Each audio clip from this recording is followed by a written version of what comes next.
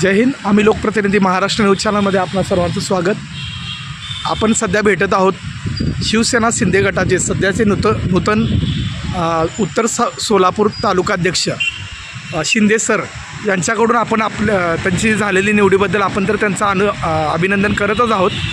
त्याबद्दल सर आपला आत्तापर्यंतचा शिवसेनेतला जीवनप्रवास थोडाफार सांगितला तर बरं होईल.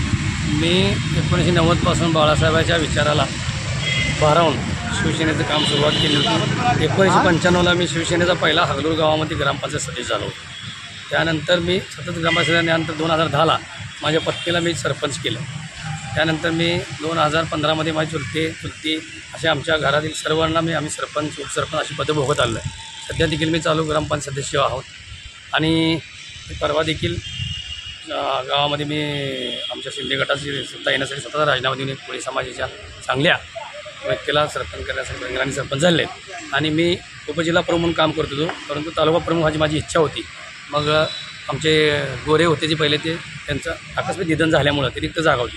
त्यानंतर माझी संपर्क प्रमुख शिवाजी सावंत सर आणि आमचे जिल्हा प्रमुख अमोल बापू शिंदे यांनी माझी तालुका प्रमुखासाठी शिफारस केली आणि आमच्या महाराष्ट्र शिवसेनेचे सचिव श्री संजीवजी मोरे साहेबांनी माझं तसे नियुक्तीपत्र मला दिलेलं आहे आणि माझी निवड केलेली आहे. आणि पुढील काळामध्ये शिंदेसाहेबाचे विचार एकनाथ शिंदेसाहेबाची जे सध्याचे काम करण्याची जी आतुडी आहे ती सर्व महाराष्ट्राला परिचित आहे.